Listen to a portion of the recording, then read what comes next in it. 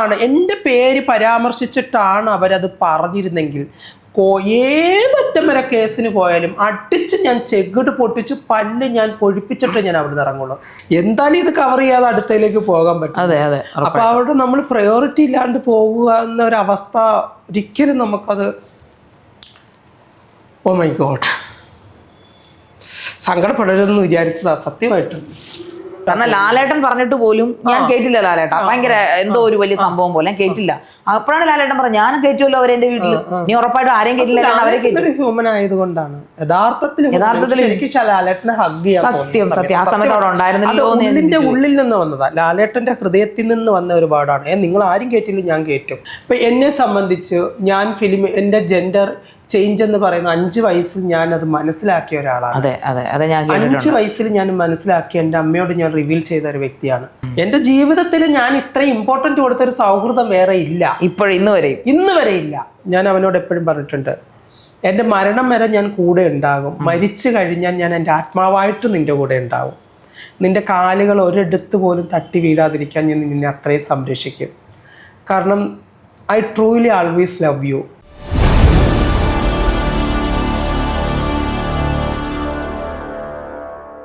ജീവിതഗന്ധിയായ ജീവിത യാഥാർത്ഥ്യങ്ങളുമായി the reality by കെബിയിൽ ഇന്ന് നമ്മളോടൊപ്പം കേരളത്തിൻ്റെ അഭിമാനമായ മേക്കപ്പ് ആർട്ടിസ്റ്റുകളുടെ സ്വപ്നമായ മേക്കപ്പ് ആർട്ടിസ്റ്റുകളുടെ ക്യൂനായ ശ്രീ രഞ്ജിമാരാണ്.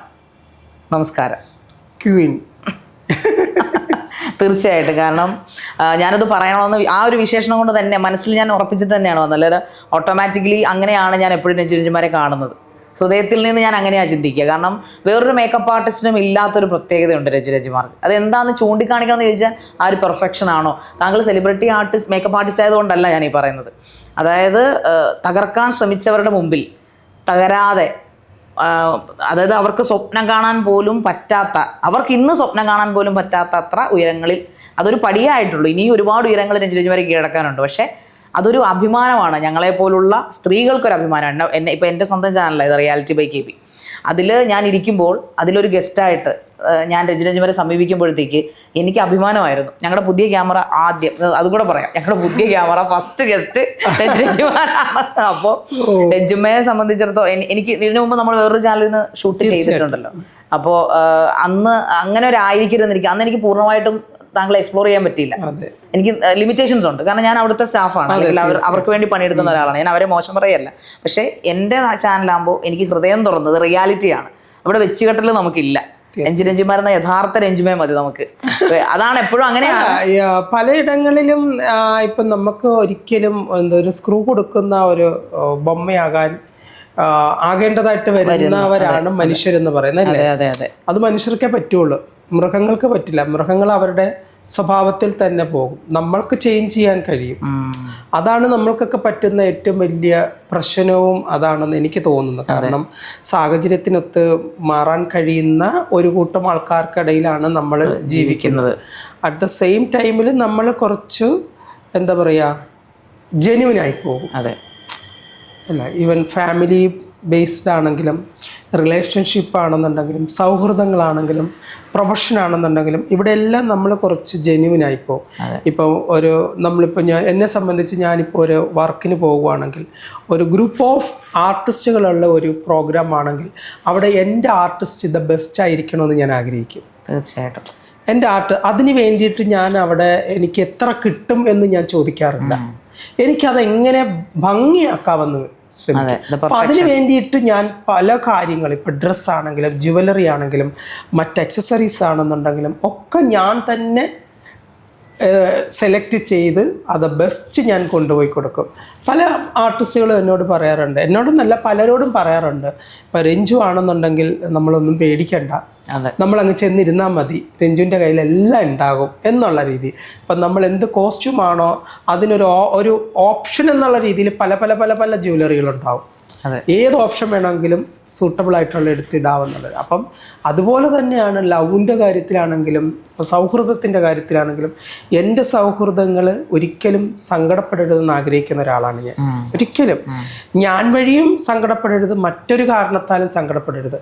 ആ സൗഹൃദം നിലനിർത്താൻ വേണ്ടിയിട്ട് എൻ്റെ ഭാഗത്ത് നിന്ന് എത്ര എഫേർട്ട് എടുക്കണോ അത്ര എഫേർട്ട് എടുക്കും. ദെൻ എൻ്റെ സൗഹൃദങ്ങളുടെ ഫാമിലി എൻ്റെ ഫാമിലി ആയിട്ടാണ് ഞാൻ കൺസിഡർ ചെയ്യുന്നത്.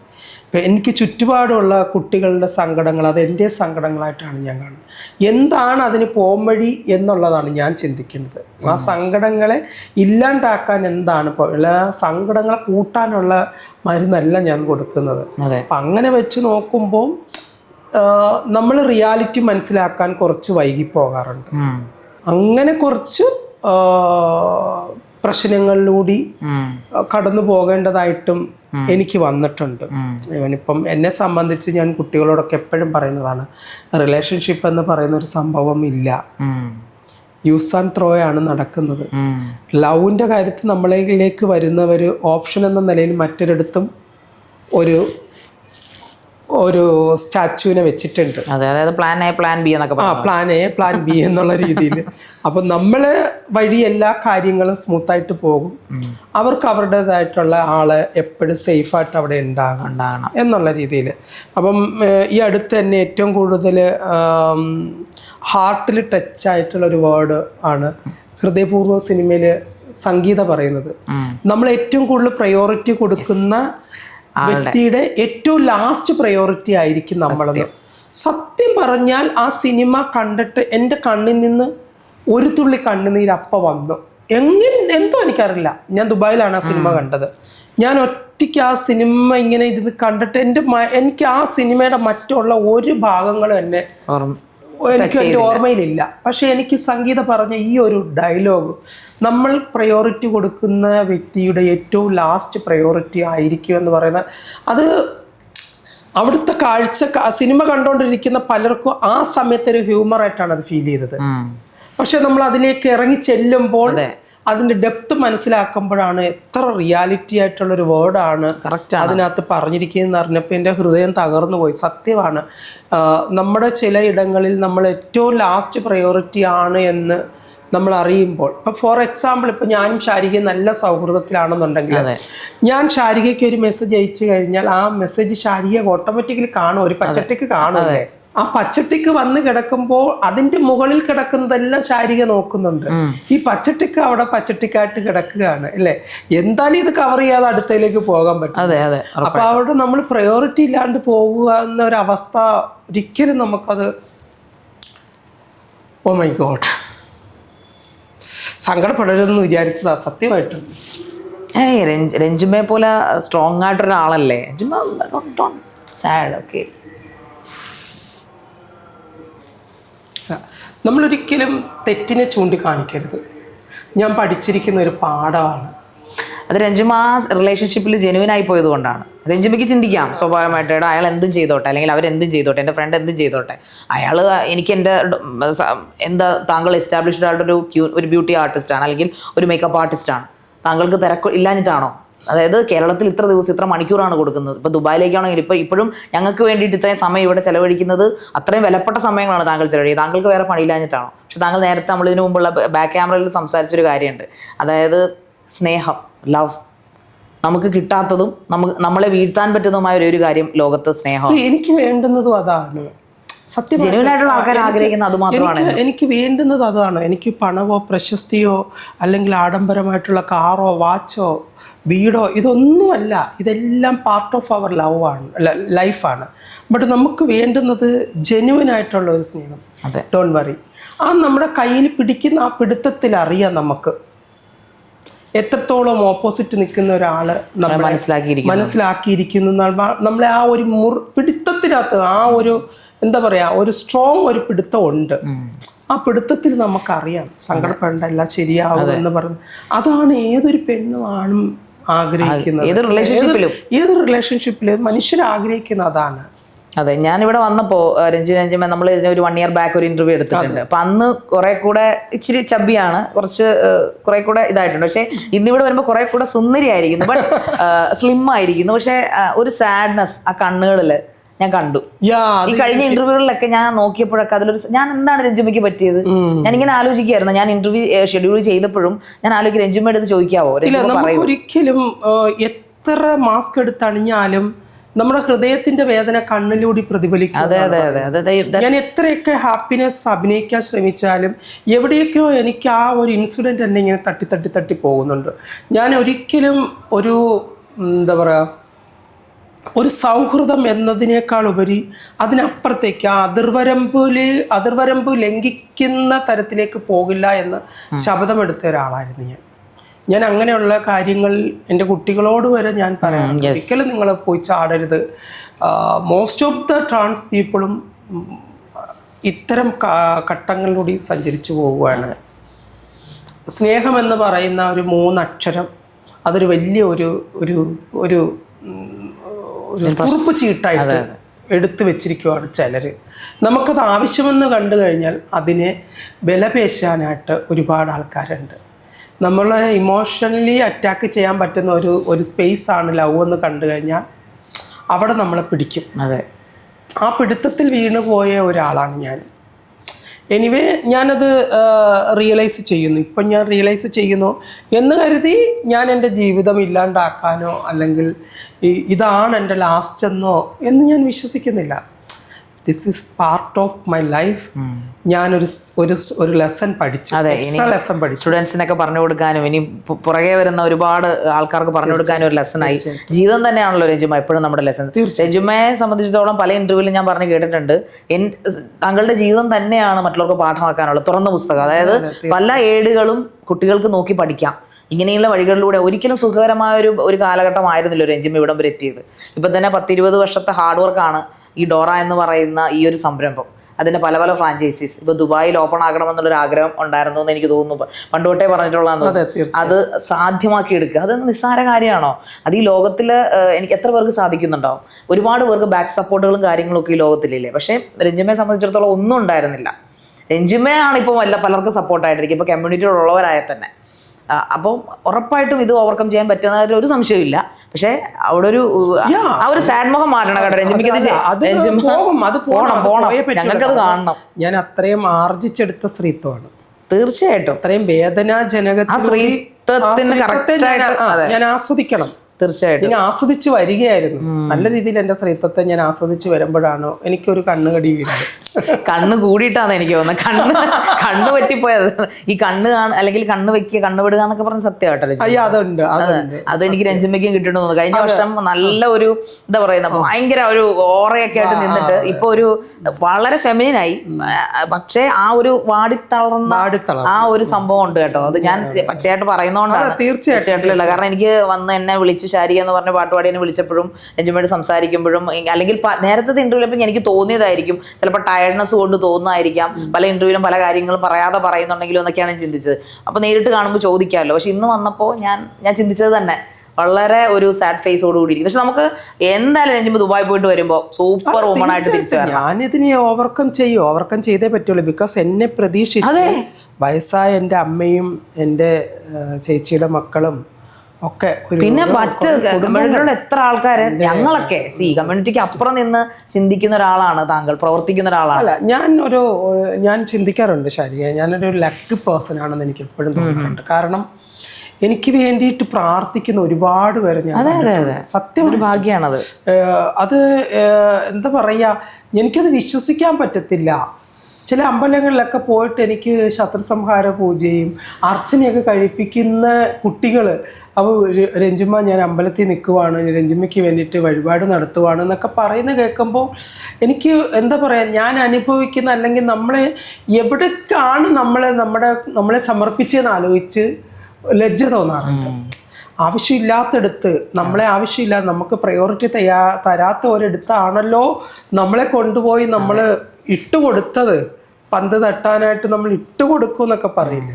പക്ഷെ അവിടെ നമ്മൾ റിയലൈസ്ഡ് അല്ലേ, അത് കണ്ടുപിടിച്ചു, ഏർലിയസ്റ്റ് കണ്ടുപിടിച്ചു എന്നുള്ളതാണ്. അത് മനസ്സിലാക്കി അതിൽ നിന്നും ബൗൺസ് ബാക്ക് ചെയ്തു. അത് പിന്നെ അതിന്റെ ഒരു പേസ് എന്ന് പറയുന്ന സാധനം ഉണ്ടല്ലോ രഞ്ജിമ, നമ്മൾ എന്തിനെ കൂടെ ഇപ്പോൾ ഒരു മുറിവ് ഉണങ്ങാൻ എടുക്കുന്ന ഒരു സമയം, അത് ഹൃദയത്തിനാവുമ്പോൾ കുറച്ച് കൂടും.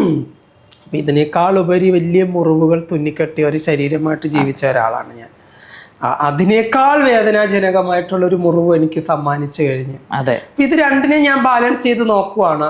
അപ്പോൾ രണ്ടും എൻ്റെ ജീവിതത്തിൽ ഒരു എന്താ പറയുക, ഒരു സ്റ്റഡി ആയിട്ട് ഞാൻ കാണുന്നു, അത്രേ ഉള്ളൂ. അതിനപ്പുറത്തേക്ക് സംഭവിച്ചു കഴിഞ്ഞു. അതെ, കാരണം ഇനി എനിക്ക് തോന്നുന്നില്ല ഈ ജീവിതത്തിൽ രഞ്ജിമയെ ഇമോഷണലി രഞ്ജിമയെ പറ്റത്തില്ല. ഇനി അത് ഫിസിക്കലി ഓൾറെഡി പല കാര്യങ്ങളും ഓവർകം ചെയ്ത് ഇവിടെ എത്തി, സൂപ്പർ ബ്യൂട്ടി ആയിട്ട് നിൽക്കുന്നു.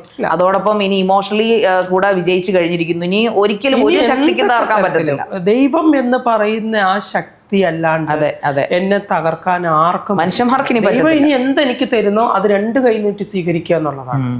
ഇപ്പം നമ്മളിപ്പം ചില ആൾക്കാർ നമ്മൾ ഒരു സുപ്രഭാതത്തിൽ നമ്മൾ കാണുവാണ് ഇൻസ്റ്റഗ്രാമിലൂടെയും ഫേസ്ബുക്കിലൂടെയും ആള് മരിച്ചു അല്ലേ. അപ്പൊ അത് കേൾക്കുമ്പോൾ അല്ലെങ്കിൽ അത് കാണുമ്പോൾ നമുക്ക് വലിയൊരു ഷോക്ക്, അയ്യോ ഇന്നലെ കൂടി നമ്മൾ കണ്ട ആളാണല്ലോ എന്നുള്ളത്. ഇറ്റ്സ് ഓക്കെ, അവരുടെ സമയം കഴിഞ്ഞു, അവർ പോകാൻ തയ്യാറായി. അതുപോലെ വെയിറ്റ് ചെയ്തിരിക്കുന്ന ഒരാളാണ് ഞാൻ. കാരണം എന്നെ ഇനി ഇമോഷണലി ആർക്കും തകർക്കാൻ പറ്റത്തില്ല. അത്രത്തോളം എൻ്റെ സഹനത്തിൻ്റെ അങ്ങേയറ്റം വരെ ഞാൻ എത്തിക്കഴിഞ്ഞു. ഇനി എന്നെ കൊണ്ട് പറ്റുമെന്ന് എനിക്ക് തോന്നുന്നില്ല.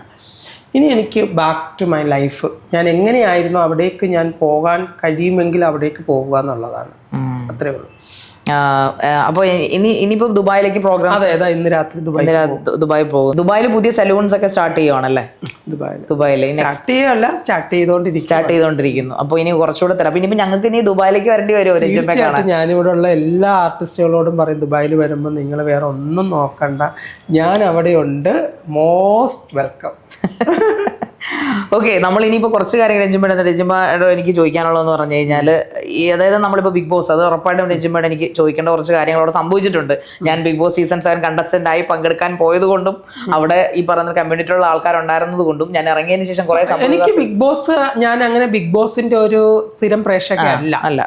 അപ്പം ഞാൻ ഇടയ്ക്കിടയ്ക്ക് ഇങ്ങനെ എന്തെങ്കിലും കോൺട്രവേഴ്സികളോ അല്ലെങ്കിൽ ഫണ്ണി ആയിട്ടുള്ള മൊമെന്റ്സുകൾ വരുമ്പോൾ ജസ്റ്റ് കാണുമെന്നല്ല. ഞാൻ ശാരിക പോയപ്പോൾ ഒരു കാര്യം പ്രതീക്ഷിച്ചത്, ശാരിക ഇവിടെ കൂടുതൽ ഹോട്ടായിട്ട് നിന്ന ഒരാളായിരുന്നു, ഹോട്ട് സീറ്റ്. അപ്പൊ അവിടെ ചെന്നിട്ട് എന്താകുമെന്നുള്ളതാണ്. പക്ഷെ പേഴ്സണലി എനിക്കറിയാം ശാരിക ഒരു പച്ചയായ സ്ത്രീയാണ് അല്ലേ, എല്ലാ മേഖലകളിലും ടച്ച് ചെയ്തു പോകുന്ന ഒരു സ്ത്രീയാണ്. അപ്പം അതാണ് എനിക്ക് അവിടെ കാണാൻ കഴിഞ്ഞത്. ശാരികയിൽ നിന്ന് എല്ലാവരും പ്രതീക്ഷിച്ച ഒരു ഹോട്ട് ശാരിക അത് ഞാൻ കൊടുത്തില്ല, അത് കൊടുത്തില്ല. അത് ഐ തിങ്ക് എനിക്ക് തോന്നുന്നു ശാരിക എന്ന് പറയുന്ന വ്യക്തിയെ അവിടെ പ്രസന്റ് ചെയ്തിട്ട് ശാരിക ഇങ്ങ് പോരും. അത്രേ ഉള്ളൂ. പോയ ജോലി കൃത്യമായിട്ട് ചെയ്തു. കുറച്ച് ദിവസം കൂടെ ഞാൻ അവിടെ നിന്നിരുന്നെങ്കിൽ ഞാൻ മറ്റേ ഹോട്ട് സീറ്റ് ശാരികയായി മാറുകയും പിന്നെ എനിക്ക് തേച്ചാലും മായ്ച്ചാലും പറ്റാത്ത രീതിയിൽ ഞാൻ പുറത്തിറങ്ങി. അത് നമ്മള് അറിയാതെ അവിടെ പ്രതികരിച്ചു പോകും പല കാര്യങ്ങളും. തീർച്ചയായിട്ടും. അല്ല, എന്നോട് പലരും പറയാറുണ്ട്, എന്തുകൊണ്ട് ബിഗ് ബോസിൽ പോകുന്നില്ല, ബിഗ് ബോസിൽ നിന്ന് വിളി വന്നിട്ട് എന്തുകൊണ്ട് പോകുന്നില്ല. അപ്പം ഞാൻ ആലോചിക്കും, എനിക്കെന്താ അവിടുന്ന് കിട്ടാനുള്ളത്? ഒന്നും കിട്ടാനില്ല. ഞാൻ ഈ 100 ദിവസം എൻ്റെ കമ്മിറ്റ്മെൻറ്റുകളെല്ലാം ഞാൻ കാറ്റിൽ പറത്തി വേണം ഞാൻ പോകേണ്ടത്. ഞാൻ എന്താ പറയുക, ആർജിച്ചെടുത്ത എൻ്റെ സ്ത്രീത്വം, ഞാൻ ആർജിച്ചെടുത്ത എൻ്റെ ബിസിനസ് മേഖല, എനിക്കറിയാവുന്ന എൻ്റെ സ്കില്ലുകൾ, ഇതൊന്നും ഡെവലപ്പ് ചെയ്യാൻ എനിക്ക് പറ്റുകയില്ല അല്ലേ. ഇതൊക്കെ ഞാൻ വലിച്ചെറിഞ്ഞിട്ട് ബിഗ് ബോസിൽ പോയി 100 ദിവസം കിടന്നിട്ട് എനിക്കൊന്നും നേടാനില്ല. തിരിച്ചു വരുമ്പോൾ 5-10 ഉദ്ഘാടനങ്ങൾ കിട്ടുമായിരിക്കും. അതല്ലല്ലോ എൻ്റെ ലൈഫിൽ ഫോക്കസ് ചെയ്യുന്നത്. ബിക്കോസ് അതിനിപ്പോ തന്നെ രഞ്ജിമയ്ക്ക് ഇഷ്ടംപോലെ ഉദ്ഘാടനങ്ങൾ കിട്ടും. അതൊന്നും ഇല്ലാത്ത ഒരാൾ അവിടെ പോയിട്ട് കാര്യമുള്ളതാണ് എനിക്ക് തോന്നുന്നത്. താങ്കളെ പോലെ എസ്റ്റാബ്ലിഷ്ഡ് ആയിട്ടുള്ള, ഇത്രയും ഫെയിം ആയിട്ടുള്ള, സ്വന്തമായി ഫെയിം ഉണ്ടാക്കിയ ഒരാൾ, സ്വന്തമായിട്ട് ഇത്രയും ഓണ്ടർപ്രണർ ആയിട്ടുള്ള ഒരാൾ, ഒരുപാട് ആൾക്കാർ താങ്കൾ ഡിപ്പെൻഡ് ചെയ്തിരിക്കുന്നത്, ഇതെല്ലാം ഒരു സൈഡിലേക്ക് മാറ്റി വയ്ക്കാൻ അത്ര പെട്ടെന്ന് സാധിക്കില്ല. അയ്യോ, ഒരിക്കലും പറ്റത്തില്ല. ഇപ്പൊ ഞാൻ അതൊരു ആലോചിക്കും. പക്ഷേ ബിഗ് ബോസിൽ പോകണമെന്ന് തോന്നി എനിക്ക് ഒരു ദിവസം. എനിക്ക് തോന്നുന്നു എപ്പോഴായിരുന്നു സത്യമായിട്ട്, എനിക്ക് നൂറേനെ ഒരു വിഷയം വന്നപ്പോൾ എനിക്ക് ശരിക്കും പറഞ്ഞു കഴിഞ്ഞാൽ, എനിക്ക് ആ ഒരു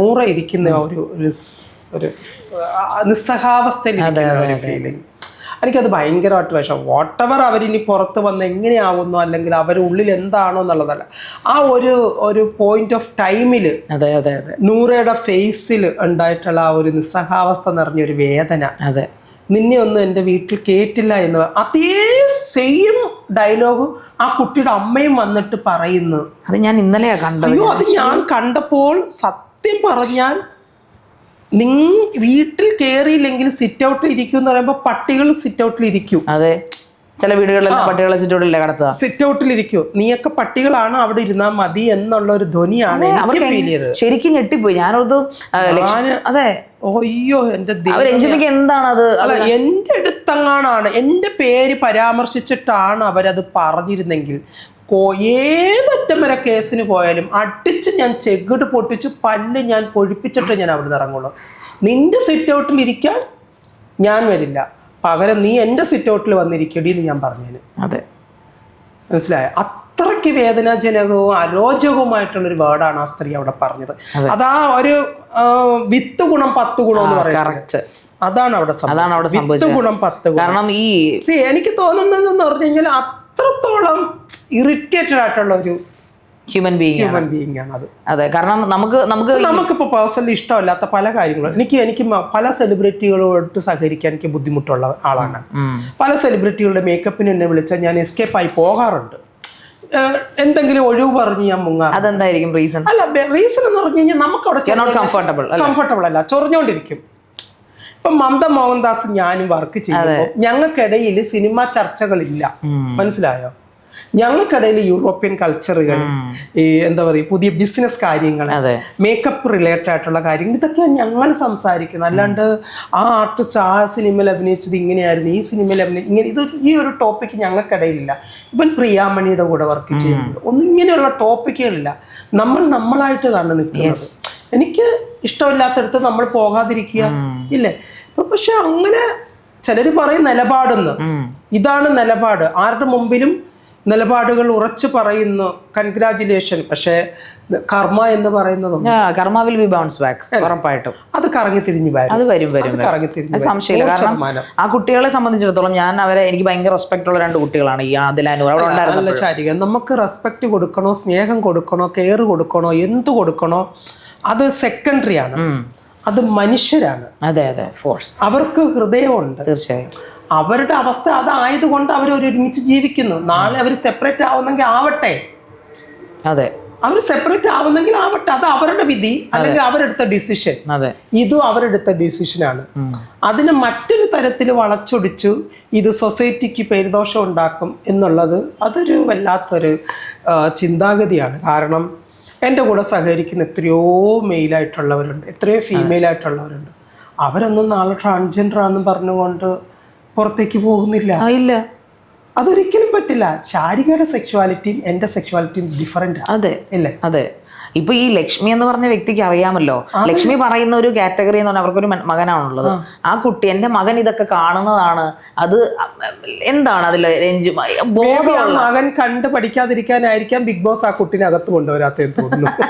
അത് നന്നായി. അതൊരു കർമ്മയാണ്. ബിഗ് ബോസ് എനിക്ക് തോന്നുന്ന ഒരു പണി കൊടുത്തതായിരിക്കും. കർമ്മയായിട്ട്. കാരണം ലാലേട്ടൻ പറഞ്ഞിട്ട് പോലും ഞാൻ കേട്ടില്ല. ലാലേട്ടൻ ഭയങ്കര എന്തോ ഒരു വലിയ സംഭവം പോലെ ഞാൻ കേട്ടില്ല. അപ്പോഴാണ് ലാലേട്ടൻ പറഞ്ഞത് ഞാനും കയറ്റുമല്ലോ അവരെ എന്റെ വീട്ടിൽ, നീ ഉറപ്പായിട്ടും ആരെയും കേട്ടില്ല. അവരെ ഹ്യൂമൻ ആയതുകൊണ്ടാണ് യഥാർത്ഥത്തിൽ ലാലേട്ടനെ ഹഗ് ചെയ്യാൻ. സത്യം സത്യം. ആ സമയത്ത് അവിടെ ഉണ്ടായിരുന്നില്ലോ. ഉള്ളിന്റെ ഉള്ളിൽ നിന്ന് വന്നതാ, ലാലേട്ടന്റെ ഹൃദയത്തിൽ നിന്ന് വന്ന ഒരുപാടാണ്. നിങ്ങൾ ആരും കേട്ടില്ല, ഞാൻ കേറ്റും.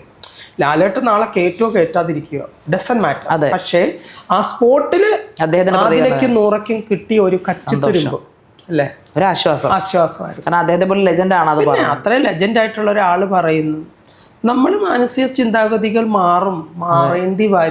മാറേണ്ടി വരണം. പണ്ട് ഞാൻ ഇന്റർവ്യൂവിൽ ചോദിച്ചിരുന്നു, നമ്മൾ ഈ ഒരുപാട് കമ്മ്യൂണിറ്റിയിലെ കുട്ടികളെല്ലാം ഇനിയും ഇപ്പോൾ എണ്ണപ്പെട്ട കുറച്ച് ആൾക്കാരെ മാത്രമേ നമുക്ക് ഇപ്പോഴും അറിയത്തുള്ളൂ. അതായത് മുഖ്യധാരയിലേക്ക് വന്ന് ഇപ്പൊ രഞ്ജുമാര്, എഴുതി, ശ്രുതി സിത്താര, ദിയ, അങ്ങനെ കുറച്ച് അധികം. എനിക്ക് പോലും ഒരു 10 പേരായിരിക്കും ഞാൻ ചിലപ്പോൾ എടുത്ത് പറഞ്ഞിട്ടുണ്ടാവും, അല്ലെങ്കിൽ എനിക്ക് ഓർമ്മയുള്ളത്, ഞാൻ കോൺടാക്ട് ചെയ്യാൻ ശ്രമിക്കുന്നത്. പക്ഷെ ഒരു 100, 1000 അല്ലെങ്കിൽ 10,000 ട്രാൻസ്ജെൻഡേഴ്സ് അല്ലെങ്കിൽ കമ്മ്യൂണിറ്റിയിലുള്ള ആൾക്കാർ, അത് ലെസ്ബിയൻസ് ആയിക്കോട്ടെ, ഗേ ആയിക്കോട്ടെ, അല്ലെങ്കിൽ ട്രാൻസ്ജെൻഡേഴ്സ് ആയിക്കോട്ടെ, ആരും ആയിക്കോട്ടെ, ആ ഒരു കമ്മ്യൂണിറ്റിയിലുള്ള ആൾക്കാർ ഇനിയും മുന്നോട്ട് വരാൻ കിടക്കുന്നത്. അപ്പം എന്നോട് അന്ന് രഞ്ജുമ ഒരു കാര്യം പറഞ്ഞു, അവരൊക്കെ ഇനി വരും ശാരിക, IAS, IPS, നേഴ്സും ഡോക്ടറും ഒക്കെ ആയിട്ട് ഇനി വരാൻ പോകുന്നത് അവരാണെന്ന്. Sadiya PhD എടുത്തോണ്ടിരിക്കുകയാണ്, Nadira PhD എടുത്തോണ്ടിരിക്കുകയാണ്. എനിക്ക് അസൂയ തോന്നി കേട്ടോ. എപ്പോൾ ചോദിച്ചാലും നാദിറ പഠിക്കുക. കഴിഞ്ഞ പ്രാവശ്യം ഞാൻ ഇന്റർവ്യൂ വന്നപ്പോഴത്തേക്കും MD യൂണിവേഴ്സിറ്റി പഠിച്ച് പോയിട്ട് വരുന്ന വഴി ഇന്റർവ്യൂവിന് കയറിയത്. സമ്മതിക്കട്ടെ അവരൊക്കെ. നമ്മളൊക്കെ ഒരു ഡിഗ്രി കഴിയുമ്പോൾ തന്നെ അടുത്ത് ഇട്ടിട്ട് പോകുന്ന സാധനങ്ങളൊക്കെ ഇരുന്ന് പഠിക്കുകയാണ്. ഈ കാഴ്ചപ്പാടൊക്കെ എന്ന് പറയുന്നതേ അവരുടെ ഉള്ളിൽ അവര് എന്താ പറയാ, അവരുടെ ഹിസ്റ്ററിയിൽ അതാണ് കിടക്കുന്നത്. മനസ്സിലായോ? ഇപ്പൊ എന്തുകൊണ്ടാണ് ലക്ഷ്മി അങ്ങനെ പറഞ്ഞെന്നുള്ള ഏറ്റവും വലിയ ഉദാഹരണമാണ് അവരുടെ അമ്മ വന്നപ്പോൾ ലോകത്തിന് ബിഗ് ബോസ് കാണിച്ചു കൊടുത്തു. അതെ അതെ, എന്തുകൊണ്ടായിരിക്കും ലക്ഷ്മി അതും അതെ അതെ അതെ, ഉത്തരം പൂർണ്ണമായി. വിത്ത് ഗുണം അവരുടെ ഹെറിഡിറ്ററി ആണ്, അവരുടെ പാരമ്പര്യമാണ് അതവിടെ കാണിച്ചിരിക്കുന്നത്. ഇപ്പൊ ശാരീരിക, ഞാനിപ്പോ മുടി സ്മൂത്തനിങ് ചെയ്തു അല്ലെങ്കിൽ ഹെയർ ബൊട്ടോക്സ് ചെയ്തു, ഇതിനെപ്പറ്റി ഞാൻ എക്സ്പ്ലെയിൻ ചെയ്യുമ്പോൾ ഒരു തരിയെങ്കിലും ചിലപ്പോൾ ശാരീരിക എന്റെ ഹെയറും ചെയ്തേക്കാം എന്നൊരു തോന്നലുണ്ടാവും. എന്നതുപോലെയല്ല എന്റെ ജെൻഡർ വൈവിധ്യത്തെ പറ്റി ഞാൻ ശാരികയോട് പറയുമ്പോൾ ശാരികയുടെ രീതിയിൽ നിന്ന് ചിന്തിക്കുള്ളൂ, അല്ലേ? ഞാൻ ഇങ്ങനെയാണല്ലോ എന്നുള്ളത് അത് കഴിഞ്ഞു. ഇപ്പൊ പക്ഷെ ഇതിന് എനിക്ക് ഒരിക്കലും ഫോഴ്സ്ഫുള്ളി ശാരിക ഇങ്ങനെ ആകണം എന്ന് പറഞ്ഞ് ശാരിക ഒരിക്കലും ആവാൻ പോകുന്നില്ല. അത് മാത്രമല്ല, ഒരു കുട്ടി എങ്ങനെയാണ് അങ്ങനെ അവനാകാൻ സാധിക്കുന്നത്? ഇങ്ങനെ കണ്ടു ഇത് വല്ല പടവോ വല്ല ടാറ്റു ഒക്കെ ആണോ നോക്കി വരച്ച് കോപ്പി ചെയ്ത് ദേഹത്തൊട്ടിച്ച് വെക്കാൻ, അല്ലേ രജുമ? അല്ലാണ്ട് എന്തുവാ? അതുപോലെ ജാൻമണിയാണ് ഇതിന് മറുപടി പറയാൻ എന്നേക്കാൾ കുറച്ചും കൂടി. ജാൻമണി ഉണ്ടായിരുന്നെങ്കിൽ എന്തായിരുന്നേ അവിടെ, സത്യം ഉറപ്പായിട്ടും ഫോർത്ത് സീസണിൽ കേട്ടുകൊണ്ടേയായിരുന്നു ജാനു ആ സ്പോട്ടിൽ ഉണ്ടായിരുന്നെങ്കിൽ ലക്ഷ്മി കഥം. അതെ അതെ അതെ. ജാൻമണിയും ഇപ്പൊ പറഞ്ഞല്ലോ അഭിഷേകമായിട്ടുള്ള ഫ്രണ്ട്ഷിപ്പിനെ കുറിച്ച് എന്തൊക്കെയാണ് സൈബർ ബുള്ളിങ് കാര്യമെന്ന് പറയുന്നത്. സത്യത്തിൽ ഐ ഫീൽ പിറ്റി കേട്ടോ. ഞാൻ ഉള്ളത് രഞ്ജുമയോട് പറയാം. അന്ന് എനിക്ക് ഹോട്ട് സീറ്റിൽ നിന്ന് പറയാൻ പറ്റില്ല, കാരണം ഞാൻ മറ്റേ നെഗറ്റീവ് ചെയ്യുന്ന ആളാണല്ലോ. ഇന്ന് എനിക്ക് എന്റെ ചാനലിൽ നിന്ന് പറയാൻ, രഞ്ജുമയുടെ മുമ്പിൽ എനിക്ക് ധൈര്യമായിട്ട് പറയാം. ഐ ഫീൽ പിറ്റിയോ, കാരണം എത്ര ആൾക്കാരുടെ ജീവിതങ്ങളാണ് നശിപ്പിക്കുന്നിട്ടുണ്ട് ഈ തോന്നിവാസം പറഞ്ഞല്ലേ? തോന്നിയിട്ടില്ലേ അത്? ഇപ്പൊ തന്നെ നെവിന്റെ കേസാണ് അത്. നമ്മുടെ എനിക്ക് ഹീസ് എ ജം കേട്ടോ. ഞാൻ നേരിട്ട് അവനാണ് എന്നെ ഏറ്റവും കൂടുതൽ നോമിനേറ്റ് ചെയ്തത് ആക്ച്വലി. പക്ഷെ എനിക്ക് ഭയങ്കര ഇഷ്ടം തോന്നിയൊരു വ്യക്തിത്വമാണ്. അപ്പോഴും എന്നോട് പറഞ്ഞു തക്കാളി ശാരിക, എന്നെ തക്കാളി ശാരിക മാഗി മാമി എന്നൊക്കെ വിളിച്ചിട്ട്, തക്കാളി ശാരിക ഞാൻ തനിക്ക് നോമിനേറ്റ് ചെയ്യുന്നത് എന്റെ ഗെയിമാണ്, അതുകൊണ്ട് നിന്നെ ഞാൻ നോമിനേറ്റ് ചെയ്ത് പുറത്താക്കും, മര്യാദയ്ക്ക് വേണമെങ്കിൽ കളിച്ച് ജയിച്ചോളാൻ പറയാൻ ഇടയ്ക്ക്. ഞാൻ പറഞ്ഞു നീ പോടാ, നീ നോമിനേറ്റ് ചെയ്തു തന്നെ. പക്ഷെ അവനെ കുറിച്ച് ഒരു അലിഗേഷൻ അവിടെ വന്നു. അപ്പൊ അതില് അവന്റെ ജെൻഡർ അവൻ വെളിപ്പെടുത്തുന്നില്ല. അതെന്തിനാണ്, അല്ലേ? എന്താണ് രഞ്ജുമയുടെ അഭിപ്രായം?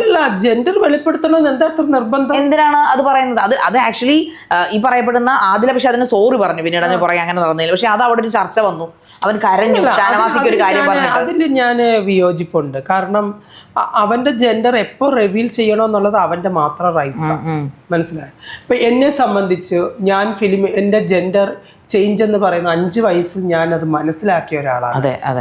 5 വയസ്സിൽ ഞാൻ മനസ്സിലാക്കി എൻ്റെ അമ്മയോട് ഞാൻ റിവീൽ ചെയ്ത ഒരു വ്യക്തിയാണ്. പക്ഷെ പോകെ ഞാനത് ഹൈഡ് ചെയ്യാൻ ശ്രമിച്ചിട്ടുണ്ട്. Because this is my life. എനിക്ക് എൻ്റെ എഡ്യൂക്കേഷൻ കംപ്ലീറ്റ് ചെയ്യണം, എനിക്ക് എൻ്റെ സൊസൈറ്റീനെ ഭയം തുടങ്ങി, എനിക്ക് എവിടെയെങ്കിലും എത്തണം. വളരാൻ തുടങ്ങിയപ്പോൾ ഭയം വന്നു തുടങ്ങി. എനിക്ക് ഭയം വന്നു തുടങ്ങി. ഞാൻ പതുക്കെ ഞാൻ എന്നെ ഹൈഡ് ചെയ്യാൻ തുടങ്ങി.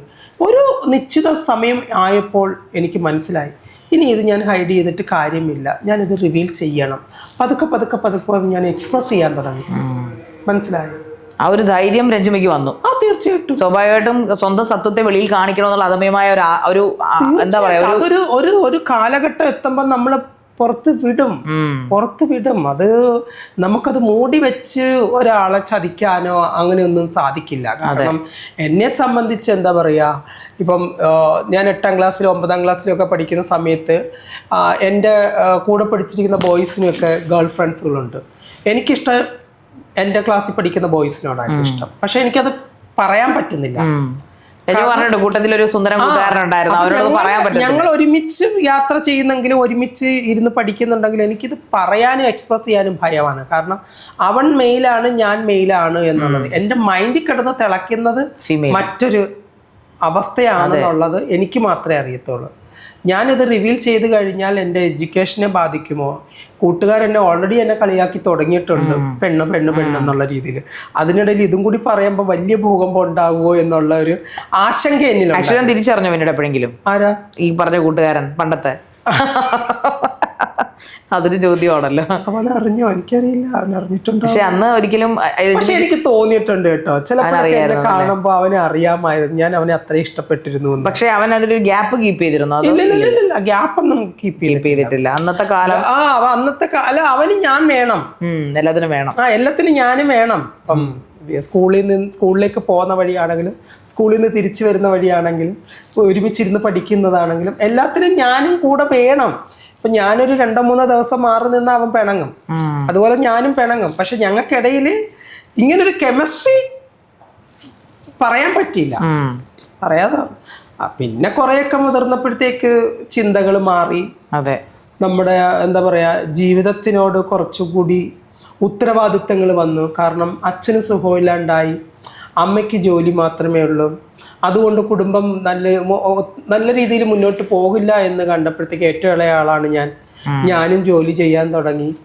അപ്പൊ അങ്ങനെയുള്ള കുറെ കാര്യങ്ങളിലേക്ക് വന്നപ്പോഴത്തേക്ക് എന്നിൽ ഈ പ്രേമവും ഇഷ്ടവും ഇതെല്ലാം മൂടി വെച്ച് പാക്ക് ചെയ്ത് തുന്നിക്കെട്ടി.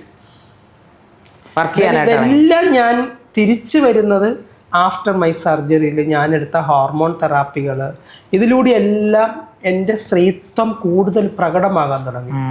ഒരു തനി പെണ്ണെന്നൊക്കെ പറയത്തില്ലേ, അങ്ങനെ ആയിപ്പോയി. ട്രീറ്റ്മെന്റുകൾ ട്രീറ്റ്മെന്റ് സ്കിന്നൊക്കെ ഭയങ്കര സോഫ്റ്റ് ആകാൻ തുടങ്ങി.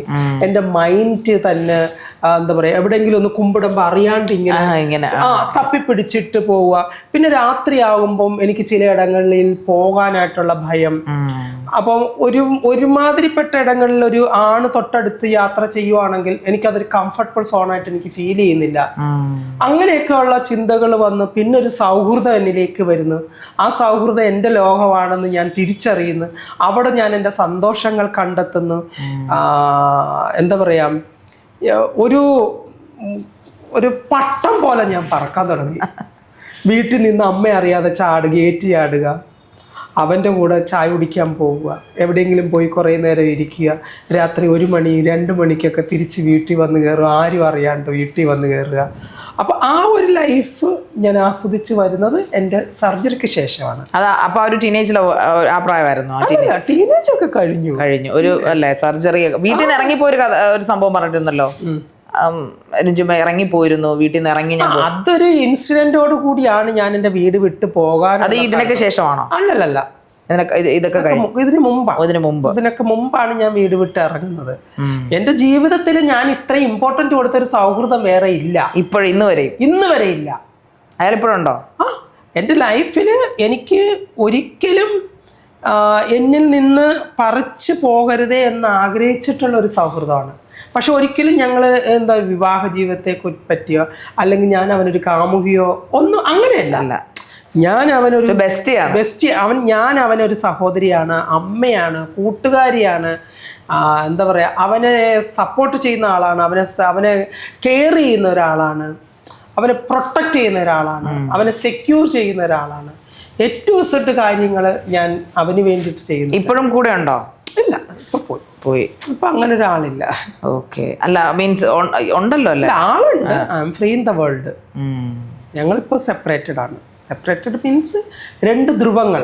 ഇപ്പം 2 സൗഹൃദങ്ങൾ തമ്മിൽ പിരിഞ്ഞാൽ പിന്നീട് നമ്മൾ കാണുമ്പോൾ പരിചയമുള്ള അപരിചിതരായി മാറും. അല്ലേ? പരിചയമുള്ള അപരിചിതരായിട്ട് മാറുകയാണ് ഞങ്ങളെ. ഇപ്പോൾ എവിടെയെങ്കിലും വെച്ച് കണ്ടാലും ഇങ്ങനെ പോകുന്ന ഒരവസ്ഥയാണ്. ഇങ്ങനെ നിൽക്കുന്ന ഒരവസ്ഥ ഇല്ല. മനസ്സിലായില്ലേ? അല്ലെങ്കിൽ ഓടി വന്ന രഞ്ജു അങ്ങനെ. മറ്റേത് നമുക്ക് ഫ്രീഡം ഉണ്ടല്ലോ. എൻ്റെ സുഹൃത്തല്ലേ, എനിക്ക് ഓടിപ്പോയി കെട്ടിപ്പിടിക്കാം, പിച്ചാം, തോണ്ടാം, അടിക്കാം. അപ്പം ആ ഗ്യാപ്പ് വന്നപ്പോൾ ആ അപരിചിതം വന്നു തുടങ്ങി. അത് ആ രീതിയിൽ ലൈഫിൽ ഇപ്പൊ ഏറ്റവും കൂടുതൽ മിസ് ചെയ്യുന്നതാണ് ഒരു നല്ല സൗഹൃദമാണ്, വിശ്വസിക്കാൻ കൊള്ളാവുന്ന. അല്ല, എന്നെ ഏറ്റവും കൂടുതൽ എനിക്ക് ഒരുപാട് സന്തോഷങ്ങൾ കിട്ടിയിട്ടുണ്ട് സൗഹൃദത്തിൽ നിന്ന്. ആ സൗഹൃദത്തിൽ നിന്ന് എനിക്ക് കിട്ടാത്ത സൗഹൃദങ്ങൾ എന്നെ സംബന്ധിച്ച്, ഞാൻ ഈ രാത്രികാലങ്ങളിലൊന്നും ഡ്രൈവിങ്ങിന് പോകുന്ന ഒരാളല്ല. രാത്രികാലങ്ങളിൽ ചായ കുടിക്കുന്ന ശീലമില്ലാത്ത ഒരാളാണ്. മനസ്സിലായോ? അപ്പോൾ ഇതൊക്കെ എനിക്ക് ഈ ശീലങ്ങളെല്ലാം വന്നത് ഈ സൗഹൃദത്തിലൂടെയാണ്. ഒരുപാട് എന്നെ എന്താ പറയുക, എന്നെ ഏറ്റവും കൂടുതൽ ഇറുക്കി പിടിച്ചിട്ടുള്ള വ്യക്തിയാണ്. ചേർത്ത് പിടിച്ചിട്ടുള്ള, അതായത് എന്നെ ഹഗ് ചെയ്തിട്ടുള്ളതിനകത്ത് ആ ഹഗ്ഗിങ് അത്രയും ആസ്വദിച്ച് എനിക്ക് എൻ്റെ സുരക്ഷിതത്വം ഞാൻ ഫീൽ ചെയ്തിട്ടുള്ള സ്ഥലമാണത്. എന്നെ അത്രയും ചേർത്ത് പിടിച്ചിട്ടുള്ള ഒരാളാണ്. എൻ്റെ കൂടെ ലോങ് ടൈം ട്രാവൽ ചെയ്ത ആളാണ്. അപ്പോൾ അതൊക്കെ എനിക്ക് സന്തോഷങ്ങൾ തന്ന ഒരാളാണ്. അതെനിക്കൊരിക്കലും എന്താ പറയുക മറക്കാൻ പറ്റാത്ത അനുഭവങ്ങളാണ്. ഓക്കെ. അപ്പോൾ ഇത് ഒരിക്കലും ഇനിഷ്യേറ്റീവ് രഞ്ജുമ എടുത്തിട്ടില്ലേ? പിന്നെ അത് പുള്ളിതായിട്ട് തന്നെ ബ്രേക്കപ്പ് ചെയ്തു പോയത്? അല്ല, ഇനിഷ്യേറ്റ് എടുക്കുക എന്നുള്ളതിനകത്ത് എന്താ പറയുക, നമ്മളായിരിക്കുക എന്നുള്ളത് ഒരു കാര്യമുണ്ട്. ആ സൗഹൃദം തുടരണമെങ്കിൽ ഇത് പറ്റില്ലായിരുന്നു അല്ലേ? അപ്പം ആ വ്യക്തിക്ക് ഇപ്പോൾ സന്തോഷം കൂടുതലുണ്ടെന്നുണ്ടെങ്കിൽ നമ്മളായിട്ട് പോയിട്ട് ആ വ്യക്തിയുടെ സന്തോഷം ഇല്ലാണ്ടാക്കണ്ട. വിത്തൗട്ട് മീ അവൻ ഒരുപാട് സന്തോഷിക്കുന്നുണ്ട്, അല്ലെങ്കിൽ അവൻ്റെ ഡ്രീമുകളുമായിട്ട് മുന്നോട്ട് പോകുന്നുണ്ടെങ്കിൽ നമ്മൾ അതിനിടയിൽ ചെല്ലുമ്പോൾ വീണ്ടും ഒരു തട വീഴുകയാണ്. വേണ്ട, പുള്ളിയുടെ ഇഷ്ടങ്ങളും സന്തോഷങ്ങളും എല്ലാം ആസ്വദിച്ച് മുന്നോട്ട് പോട്ടെ. ഞാൻ എവിടെയെങ്കിലും അദൃശ്യമായിട്ടുണ്ടാകും. പക്ഷേ ഞാൻ പറഞ്ഞിട്ടുണ്ട് പുള്ളിയോട്, ഞാൻ അവനോട് എപ്പോഴും പറഞ്ഞിട്ടുണ്ട്, എൻ്റെ മരണം വരെ ഞാൻ കൂടെ ഉണ്ടാകും. മരിച്ചു കഴിഞ്ഞാൽ ഞാൻ എൻ്റെ ആത്മാവായിട്ട് നിൻ്റെ കൂടെ ഉണ്ടാവും. നിൻ്റെ കാലുകൾ ഒരിടത്ത് പോലും തട്ടി വീഴാതിരിക്കാൻ ഞാൻ നിന്നെ അത്രയും സംരക്ഷിക്കും. കാരണം I truly always love U. അതെൻ്റെ ഹൃദയത്തിൽ നിന്ന് പറഞ്ഞതാ. അതൊരു സെക്ഷൽ ഫീലോ അല്ലെങ്കിൽ എൻ്റെ കാമുകൻ എന്നുള്ള കൺസിഡറേഷനോ അല്ലെങ്കിൽ എൻ്റെ ഭർത്താവാകാൻ പോകുന്നവനോ ഇങ്ങനെയുള്ള യാതൊരു സംഭവങ്ങളും ഇല്ല. ഒരു അത്തരം ചിന്തകളെ ആ ഒരു കാറ്റഗറി ഒന്നുമല്ല. അങ്ങനെ ഒരു കാറ്റഗറി അല്ല. ഇപ്പോഴും എൻ്റെ മനസ്സിൽ അങ്ങനെയില്ല. പക്ഷെ he's my best. He was my best. Is always my best. അപ്പം അദ്ദേഹത്തിന് നഷ്ടം ഐ ഡോണ്ട് നോ. നഷ്ടങ്ങളും നേട്ടങ്ങളും ഇല്ല ശാരിക. ഇതിനകത്ത് നഷ്ടങ്ങളും നേട്ടങ്ങളൊന്നുമല്ല, സിറ്റുവേഷനാണ്. ചില സന്ദർഭങ്ങളിൽ ഞാൻ പറയാൻ പാടില്ലാത്ത കാര്യം ഞാൻ പറയണ്ടായിരുന്നു. അതെ, മനസ്സിലായോ? അത് പറയണ്ടായിരുന്നു എന്ന് ഞാനിപ്പോൾ ചിന്തിക്കുന്നു. പക്ഷെ അതിനകത്ത് വരുന്ന ഭവിഷ്യത്ത് വലിയതായിരുന്നു. അത് ഞാൻ സൂചിപ്പിച്ചത് ഒരു പക്ഷേ പുള്ളി ഇപ്പോൾ ചിന്തിച്ചില്ല എങ്കിലും പിന്നീട് എപ്പോഴെങ്കിലും ചിന്തിക്കും. തീർച്ചയായിട്ടും, ഉറപ്പായിട്ടും. രഞ്ജുമ അന്ന് പറഞ്ഞ കാര്യം ഇതായിരുന്നു എന്ന് വരുന്ന ഒരു സാഹചര്യം ഉറപ്പായിട്ടും വരും. അത് 100%. കാരണം നിങ്ങൾ ഹൃദയത്തിൽ നിന്നാണ് അദ്ദേഹത്തോട് പറഞ്ഞത്. അതെ, ഞാൻ അത് ഒരിക്കലും തെറ്റിലേക്ക് പോയി വീഴരുത്. എൻ്റെ സുഹൃത്തിനെ മറ്റൊരു ഫ്രെയിമിൽ എനിക്ക് കാണാൻ കഴിയില്ല. അതുകൊണ്ട് ഞാനൊരു വാണിംഗ് എന്ന നിലയിൽ ഞാൻ ഉപദേശിച്ചതാണ്. ആ ഉപദേശം എനിക്ക് തിരിച്ചടിച്ചു. രഞ്ജുമ തെറ്റുകാരിയായി, ഞാൻ തെറ്റുകാരിയായി. അതാണ്, അത്രേ ഉള്ളൂ. സാരമില്ല. ജീവിതത്തിൽ ഒരു വലിയ പാഠം അതോടെ. അല്ല, അത് എനിക്ക് കിട്ടിയ കർമ്മയായിട്ട് എനിക്ക് തോന്നുന്നത്. ബിക്കോസ് സം ടൈംസിൽ ഐ ഫോർഗോട്ട് മൈ മദർ. ഈ ഒരു ഇതിൽ വന്നപ്പോൾ ലൈക്ക് പട്ടം അല്ലേ, ഒരു പട്ടം പോലെ പാറി അങ്ങനെയായിരുന്നു ആ സമയത്ത്. സത്യം പറഞ്ഞാൽ ഞാൻ കുറച്ച് നാളത്തേക്കെങ്കിലും ഞാൻ എൻ്റെ അമ്മേനെ മറന്നു. അപ്പോൾ എൻ്റെ അമ്മ എൻ്റെ ലൈഫിലെ എന്താ പറയുക ഒരു പില്ലറാണ്. പലയിടത്തും ഞാൻ പറഞ്ഞു കേട്ടോ. എനിക്ക് പോയി തല ചായ്ക്കാൻ പേടിയില്ലാത്ത മടിയിൽ തല ചായ്ക്കാൻ പറ്റുന്ന അമ്മമാരല്ലേ. അതെ, ഉറപ്പാണ്. ആ അമ്മേനെ ഞാൻ ചില സന്ദർഭങ്ങളിൽ മറന്നിട്ടുണ്ട്. അപ്പം ചിലപ്പോൾ ദൈവം തീരുമാനിച്ചിട്ടുണ്ടാകും, സ്വന്തം പെറ്റ തള്ളയെ മറന്നു പോലും നീ അന്യ ഒരുത്തിന് വേണ്ടിയിട്ട് ഇത്ര എഫേർട്ട് എടുത്ത് നീ പോവുകയാണ്, വേണ്ട എന്ന് ദൈവം ചിലപ്പോൾ തീരുമാനിച്ചിട്ടുണ്ടാകാം. മേ ബി എനിക്കതാണ് ഫീൽ ചെയ്യുന്നത്. അതർവൈസ് എൻ്റെ സ്നേഹം, എൻ്റെ സമയം, ഞാൻ കൊടുത്ത കെയറിങ് എല്ലാം 100% ജെനുവിനായിരുന്നു. ഞാൻ ഇത്രയും സൗഹൃദം കൊണ്ടുപോകുമ്പോഴും ഞാൻ പുള്ളിയുടെ കല്യാണത്തെ പറ്റി പ്ലാൻ ചെയ്യാറുണ്ടായിരുന്നു. നിന്റെ കല്യാണം നമുക്ക് ഇങ്ങനെ നടത്തണം, ഇവിടെ മുതൽ അവിടം വരെ പന്തലിട്ട് നല്ല അടിപൊളിയായിട്ട് കല്യാണം നടത്തണം, നിനക്ക് കുഞ്ഞുണ്ടായി കഴിഞ്ഞാൽ ഞാൻ അതിനെ പൊന്നുപോലെ നോക്കും, എനിക്ക് ഭയങ്കര ഇഷ്ടമാണ്, ഞാൻ പിച്ചും മാണ്ടും അതിനെ ഞാൻ കൊണ്ടുപോയി വളർത്തും, അങ്ങനെയൊക്കെ പറയുന്ന ഒരു സൗഹൃദം. പക്ഷെ തെറ്റിനെ ചൂണ്ടി കാണിക്കാതിരിക്കുക എന്നുള്ളതാണെന്ന് തോന്നുന്നു. നമ്മൾ പലപ്പോഴും നമ്മുടെ വായിക്ക് സെലോട്ടോപ്പ് ഇടേണ്ടി വരും. അതെ, സ്ട്രെയിറ്റ് ആയിട്ടുള്ള അല്ലെങ്കിൽ ഈ പറഞ്ഞ ജെനുവിൻ ആയിട്ടുള്ള ആൾക്കാർക്ക് പറ്റുന്ന ഒരു അബദ്ധമാണ്. സാരമില്ല, അത് ഇറ്റ്സ് ഓക്കെ, ഫൈൻ. കാരണം താങ്കളുടെ പാർട്ട് താങ്കൾ നന്നായി മനോഹരമായിട്ട് ചെയ്തു. എനിക്ക് 100% ഉറപ്പുണ്ട്. I am perfect. Yes, perfect, 100% perfect ആണ്. ഞാൻ എൻ്റെ ഭാഗത്ത് തെറ്റുകളില്ല. ഞാൻ ചൂണ്ടിക്കാണിച്ചിട്ടുണ്ട് തെറ്റുകൾ. അതിലൊന്നും റിഗ്രറ്റ്സ് ഇല്ല. ഇല്ല, ഒരിക്കലും ഇല്ല. കാരണം അത് ചെയ്തില്ലായിരുന്നെങ്കിൽ എന്തെങ്കിലും ഈ പറയുന്ന ഒരു ഇച്ചിങ് കാണും. അവരോട് പറഞ്ഞില്ലല്ലോ, ഞാനൊരു ഫ്രണ്ടായിട്ട് പറഞ്ഞില്ലല്ലോ, ഇത്ര ഞാൻ സ്നേഹിച്ചതിന് അർത്ഥമില്ലാതായല്ലോ. കാരണം രഞ്ജുമാൻ അത് കാണണ്ടേ, പുള്ളി ആ ഒരു മറ്റേ ഫ്രെയിമിൽ എനിക്ക് കാണാൻ ഒട്ടും താല്പര്യമില്ല. കാരണം because I love his family. അവനെ മാത്രമല്ല ഞാൻ സ്നേഹിച്ചത്, ഒപ്പം അവൻ്റെ ഫാമിലിനെയും കൂടി ഞാൻ സ്നേഹിച്ചു. അതാണ് എൻ്റെ ഫാമിലിയാണ്, എൻ്റെ ഫാമിലിയുടെ പാർട്ടാണ് അവരും എന്ന് ഞാൻ വിചാരിച്ച്. അപ്പൊ എനിക്ക് അവനെ മറ്റൊരു ഫ്രെയിമിൽ കൊണ്ടുപോയി ഇടാൻ ഒട്ടും താല്പര്യമില്ലായിരുന്നു. വാട്ടെവർ, അത് കഴിഞ്ഞു. അതെ, തീർച്ചയായും.